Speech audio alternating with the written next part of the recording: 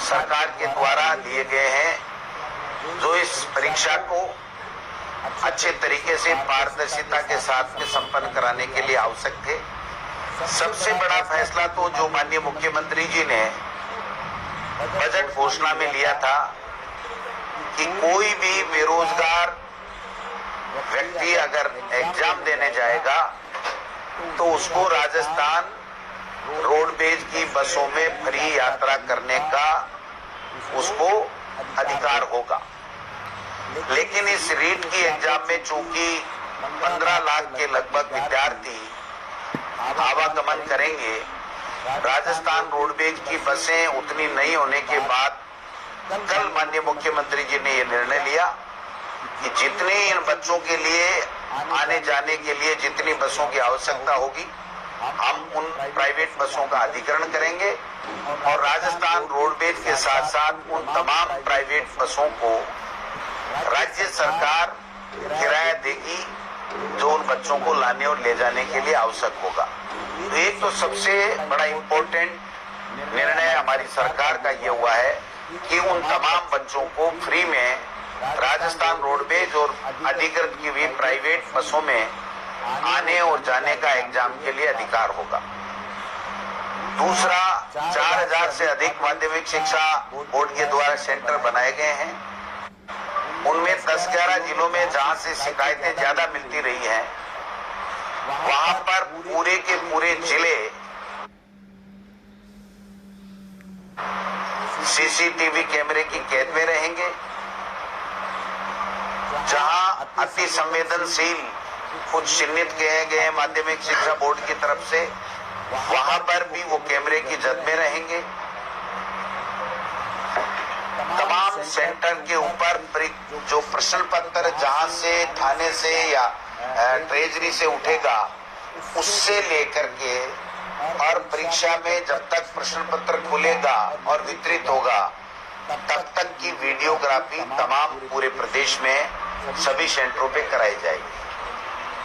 एक निर्णय कल ये भी लिया गया कि कोई भी सरकारी अधिकारी कर्मचारी अगर किसी तरीके से नकल कराने में या पेपर आउट करने में या किसी भी तरह की अवांछित गतिविधियों में परीक्षा में रोड़ा डालने में अगर कोई शामिल होगा तो उसको बर्खास्त किया जाएगा।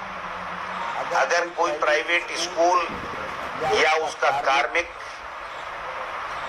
इसमें बाधा डालते हुए या पेपर आउट करने में या नकल कराने में शामिल पाया गया तो उसकी मान्यता हमेशा हमेशा के लिए वापस ले ली जाएगी।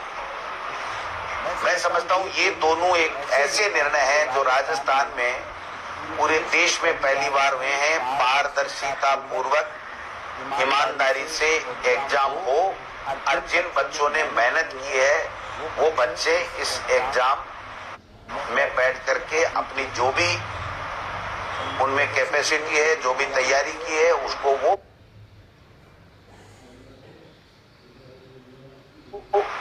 पूरा कर सके और अपना सिलेक्शन कराने के लिए जो भी उन्होंने प्रयास किए वो पढ़ाई के मेहनत के मास्क बाहर उतारना पड़ेगा। क्योंकि इस तरीके या किसी तरह की कोई जैसे चिप ले जाए और उससे उसको जो है वो नकल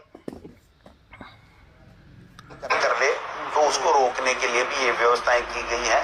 और पहली बार एक कड़ा फैसला किया गया है कि कोई भी अधिकारी कितना भी बड़ा हो, वो जहां पेपर है और जहां से पेपर की सील खुल रही है या पेपर वितरित हो रहे हैं, वहां पर किसी भी तरीके से मोबाइल फोन का, एंड्रॉइड फोन का, जिससे वो पिक्चर ली जा सकती है, उसका प्रयोग नहीं करेगा। इवन कलेक्टर और एसपी को भी ये कहा गया है कि आप अगर सेंटर का निरीक्षण करते हैं तो आपकी गाड़ी के अंदर ही रहेगा, अंदर परीक्षा केंद्र के अंदर आपका मोबाइल नहीं जाएगा। मैं समझता हूँ ये कई ऐसे निर्णय हैं जो इस राजस्थान में पहली बार माननीय मुख्यमंत्री जी के द्वारा लिए गए हैं।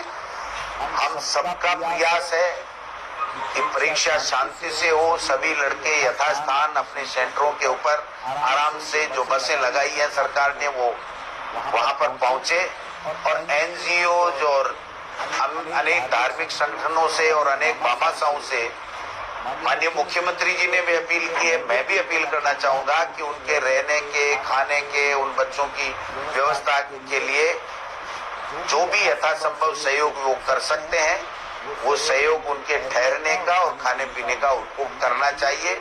और मैं समझता हूँ बहुत से लोग आगे आए हैं और ये व्यवस्था भी वहां पर होने जा रही है। मैं आपके माध्यम से इतना ही कहना चाहता हूँ कि राजस्थान की सबसे बड़ी एग्जाम है अब तक की, और सबसे व्यवस्थित और पारदर्शिता से ये एग्जाम हो, इसके लिए सरकार और प्रशासन ने पूरी कमर कस रखी है, कोई कसर नहीं छोड़ेंगे। और मैं समझता हूं कि नोडल एजेंसी इसको बहुत अच्छे तरीके से एग्जाम कराएगी।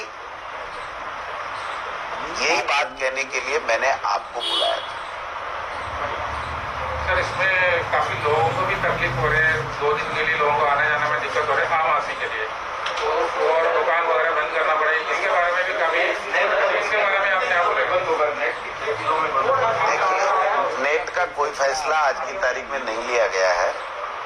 वो तात्कालिक व्यवस्थाओं के हिसाब से वहां के जिला कलेक्टर और एसपी ले सकते हैं। असुविधा तो इतनी बड़ी एग्जाम होती है तो होगी, इसमें कोई दोहरा नहीं है, आने जाने वाले को भी होगी। और इसीलिए हमने सबसे अपील की है कि जिसको बहुत ही इमरजेंसी नहीं हो वो यात्रा नहीं करे। लेकिन मार्केट बंद रहेगा। मैं समझता हूँ 26 सितंबर को क्या है, संडे है, तो वैसे भी संडे को मार्केट ऑफ होते हैं। फिर भी हमारा ये प्रयास रहेगा, सरकार का ये प्रयास रहेगा कि किसी भी व्यक्ति को आवागमन में या किसी को व्यवसायी को कोई तरह की असुविधा नहीं हो, क्योंकि वो तो सेंटर में, स्कूल में जाएंगे, जहाँ ठहरना होगा वहाँ ठहरेंगे, चाय पानी नाश्ता खाना जो भी करेंगे, उसके बाद में वो लोग बात चले जाएंगे। हमने कहीं मार्केट बंद रहने की कोई बात हमारे द्वारा नहीं कही गई है, और कोई दूसरे संसाधन बंद हो जाएंगे ऐसा भी नहीं किया गया है। टोल के लिए भी ये कहा गया है कि उस बच्चे को वेट नहीं करना पड़े, तो रीट की एग्जाम के लिए जो भी बसें जाएंगी